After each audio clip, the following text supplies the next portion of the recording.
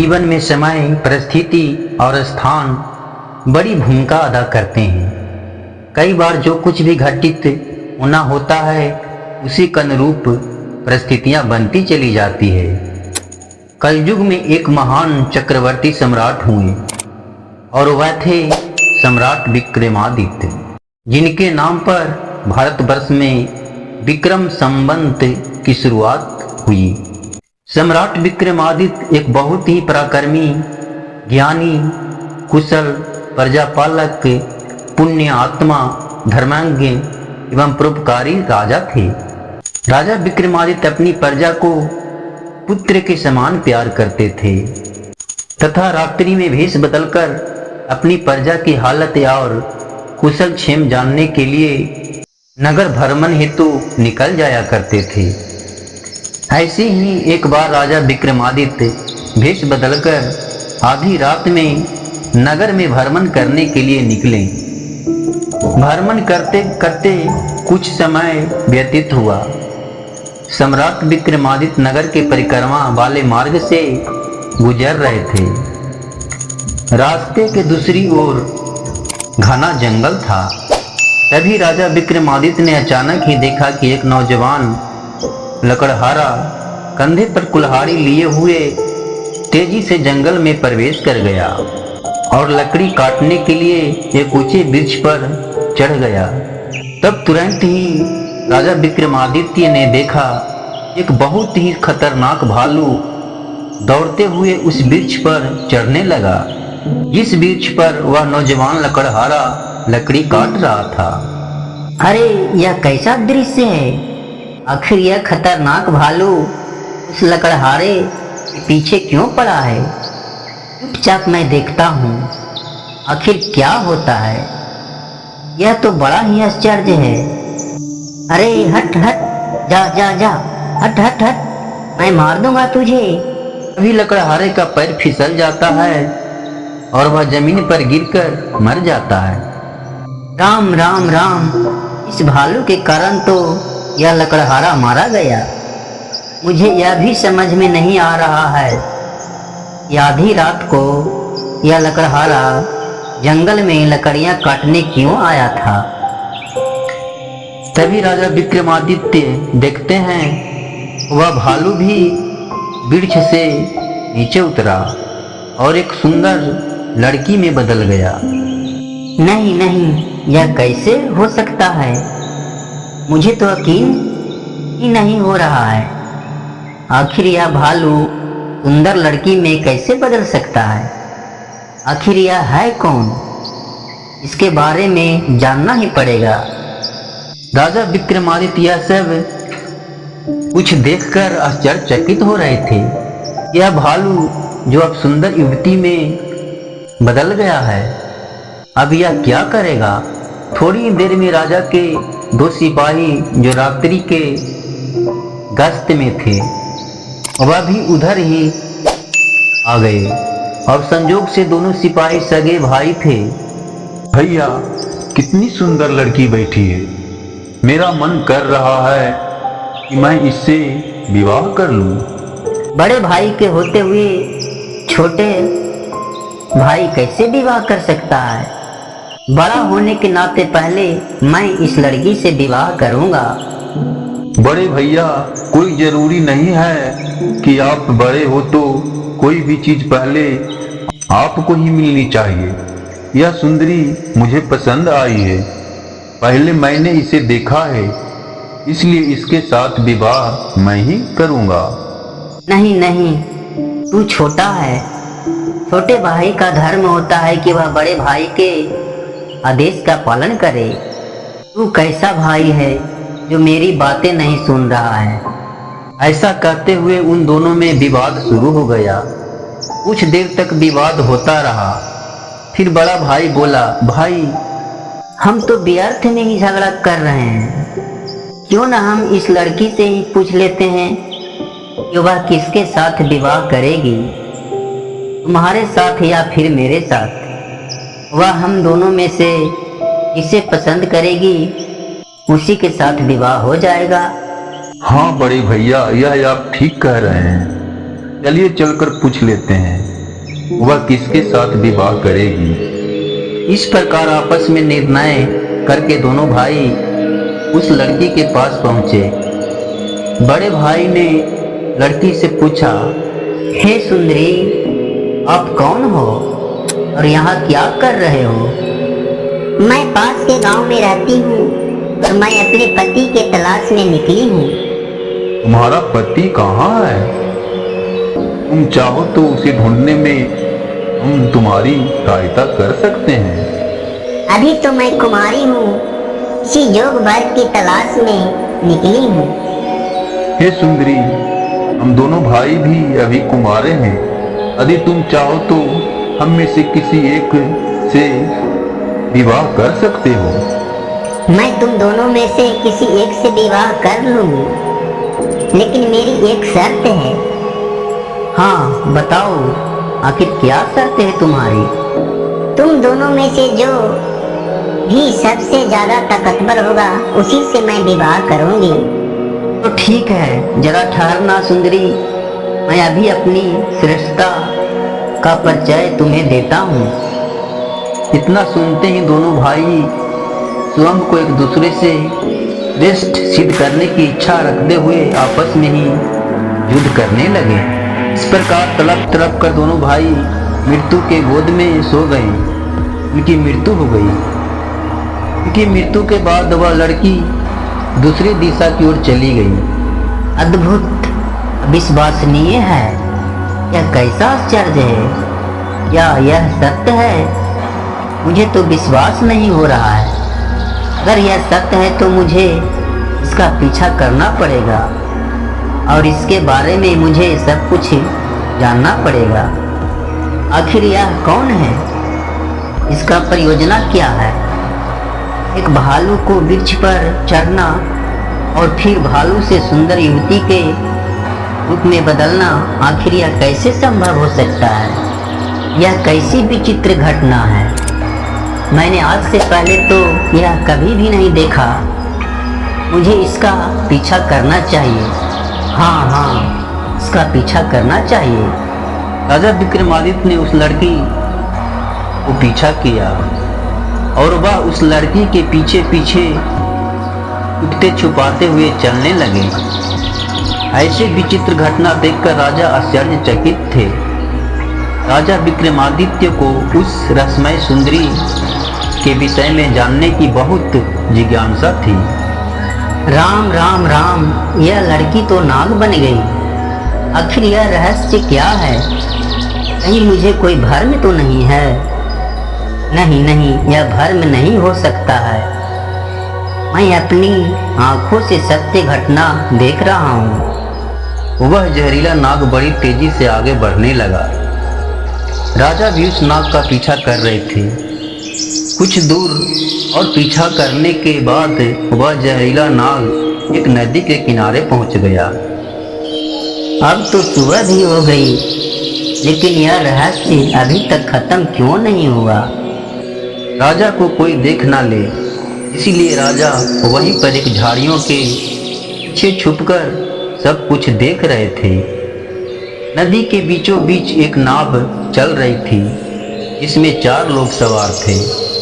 सम्राट विक्रमादित्य देखते हैं कि वह जहरीला नाग उस नाव की तरफ बढ़ने लगा। राजा विक्रमादित्य किनारे पर खड़े होकर यह सब कुछ देख रहे थे।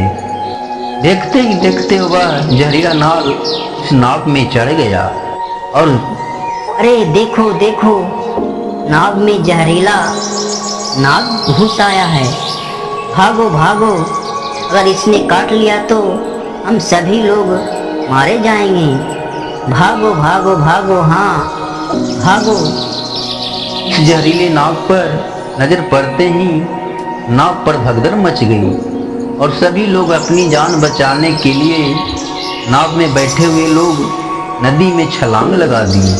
इसमें से जो नाव चला रहा था वह तैरना जानता था, इसीलिए वह तैरकर नदी के किनारे आ गया। लेकिन 3 लोग जो तैरना नहीं जानते थे वह उसी नदी में डूबकर मर गए। फिर राजा विक्रमादित्य देखते हैं कि थोड़ी देर बाद वह नाव भी नदी के बाहर निकला और नदी के किनारे किनारे आगे बढ़ने लगा। मुझे तभी इस रहस्य का पता चलेगा जब मैं इसका पीछा करता रहूँगा। सम्राट विक्रमादित्य ने उसका पीछा नहीं छोड़ा। राजा उसका पीछा करते रहे। कुछ दूर जाकर राजा विक्रमादित्य को एक बार फिर आश्चर्यचकित होना पड़ा। राजा ने देखा कि वह नाग एक बूढ़ा पंडित बन चुका है। यह तो बहुत ही अद्भुत और अविश्वसनीय है। अब यही समय है, मैं इसके बारे में बहुत ही आसानी से इससे पूछ सकता हूँ कि आखिर यह है कौन। यह सोचकर सम्राट विक्रमादित्य उस वृद्ध पंडित के सामने जाकर खड़े हो गए और हाथ जोड़कर इस वृद्ध ब्राह्मण को प्रणाम किया। इस वृद्ध ब्राह्मण ने भी हाथ उठाकर अभिवादन स्वीकार किया। तब राजा विक्रमादित्य ने उससे प्रश्न किया, हे मायावी, सच बताइए कि आप कौन हैं? तुम्हें दिखाई नहीं देता? मैं एक ब्राह्मण हूँ। आप सत्य बोल रहे हैं या झूठ बोल रहे हो? आप ब्राह्मण तो नहीं हो, सच बताओ, कौन हो? अच्छा, फिर तुम ही बता दो कि मैं कौन हूँ। तुम वह नहीं हो जो नजर आ रहे हो। मैं जो भी हूँ, तुम्हें इससे क्या लेना देना है? तुम अपने काम से काम रखो और अपना रास्ता नापो। मैं सच्चाई जाने बिना आपको पीछा नहीं छोड़ूंगा। आपको सच्चाई बतानी ही पड़ेगी। मैंने तुम्हें बताया तो कि मैं एक वृद्ध ब्राह्मण हूँ। आप मुझसे झूठ नहीं बोल सकते। मैं आपका तब से पीछा कर रहा हूँ जब से आप भालू बने हुए थे। उस समय आपने उस नौजवान लकड़हारे को मारा। फिर आपने एक सुंदर लड़की बने और सुंदर युवती बनकर आपने मेरे दो सिपाहियों को, जो आपस में सगे भाई थे, उन्हें आपस में ही मरवा दिया। फिर जहरीले नाग के रूप में आकर नदी में छलांग लगाते हुए नाव पर चढ़ गए और उस नाव में बैठे हुए लोग आपके ही कारण मारे गए। अब आपने वृद्ध ब्राह्मण का रूप धारण किया हुआ है।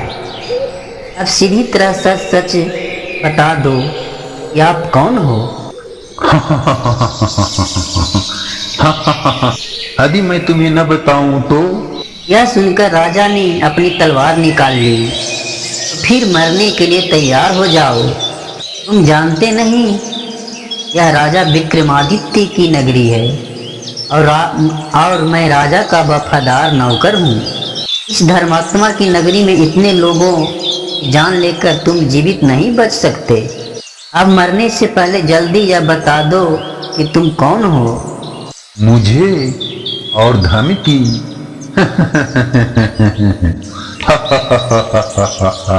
मैं जानता हूँ कि यह महाप्रतापी सम्राट विक्रमादित्य की राजधानी है और मैं यह भी जानता हूँ कि तुम ही विश्व प्रसिद्ध सम्राट विक्रमादित्य हो। फिर भी एक बात जान लो कि तुम मुझे नहीं मार सकते, बल्कि एक दिन ऐसा आएगा मैं ही तुम्हें मरने के लिए विवश कर दूंगा। राजा विक्रमादित्य सोचने लगे, जिसने मुझे इस भेष में भी पहचान लिया वह कोई छोटी मोटी हस्ती नहीं हो सकता है। हे ब्राह्मण देवता, आपने जब मुझे पहचान ही लिया है, कृपया आप बताइए कि आप वास्तव में कौन हो। किसी ने सच ही कहा है कि संसार में 4 प्रकार के हठ प्रसिद्ध है: राजहठ, बालहठ, क्रियाहठ और योग के हठ। तुम राजा हो और राजहठ पर अड़े हुए हो। बिना मेरी सच्चाई जाने तुम मानेगा ही नहीं, इसीलिए मुझे बताना ही पड़ेगा कि मैं कौन हूँ। अतः हे राजन, ध्यान से सुनो। मेरा नाम काल है। तुम जानते हो कि संसार में जितने भी प्राणी जन्म लेते हैं उनकी मृत्यु निश्चित है। इसीलिए इस भूमि को मृत्यु लोक भी कहा जाता है।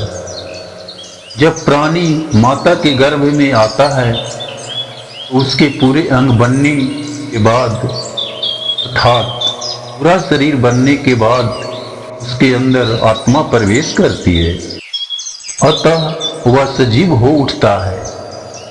उसी समय उसके मृत्यु का समय, स्थान और परिस्थिति अर्थात मृत्यु किस प्रकार से होगी यह भी विधाता की ओर से निश्चित कर दिया जाता है।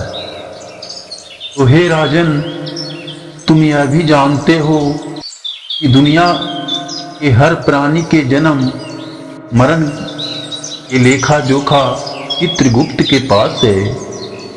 जब भी किसी प्राणी को मृत्यु का समय आ जाता है तो वह धर्मराज को सूचित करता है, क्योंकि सभी प्राणियों से मुक्ति अर्थात मृत्यु का विभाग भगवान शिव के पास है। अतः धर्मराज उस प्राणी को मृत्यु प्रदान करने की आज्ञा भगवान शिव से मांगते हैं। जब भगवान शिव आज्ञा देते हैं तो धर्मराज मुझे अर्थात काल को आदेश देते हैं। तब मैं मृत्यु लोक अर्थात पृथ्वी पर आता हूँ। मुझे यह पता होता है कि इस प्राणी को किस समय, किस स्थान पर और किस परिस्थिति में मृत्यु होगी। मैं उस प्राणी को निश्चित समय पर निश्चित स्थान पर ले जाता हूँ अथवा पहुँचा देता हूँ जहाँ पर उसकी मृत्यु लिखी हुई है, अर्थात जहाँ उसकी मृत्यु निश्चित है और जिस प्रकार से उसकी मृत्यु लिखी गई है मैं उसी स्थान पर वैसे ही परिस्थितियाँ बना देता हूँ। तो हे राजन, उस लकड़हारे को मैंने नहीं मारा। तुम फिर झूठ बोल रहे हो। मैंने स्वयं अपने आंखों से देखा है। इस लकड़हारे का मृत्यु का कारण तुम ही है। यह सत्य है कि मैं उसके मृत्यु के कारण था, लेकिन संसारिक लोग तो यही समझते हैं कि लकड़हारे की मृत्यु वृक्ष से गिरकर हुई है और फिर मुझे तो मृत्यु देव धर्मराज के आदेश का पालन करना ही पड़ता है। हे राजन, उसकी मृत्यु वृक्ष से गिरने से ही लिखी थी। हे राजन, अगर उन सिपाही भाइयों की बात करो, उनको भी मैं नहीं मारा। उनकी मृत्यु एक दूसरे के हाथों से लिखी हुई थी, अतः उनके लिए मुझे सुंदर युवती बनना पड़ा। नाव में सवार कुछ लोगों की मृत्यु पानी में डूबने से लिखी थी।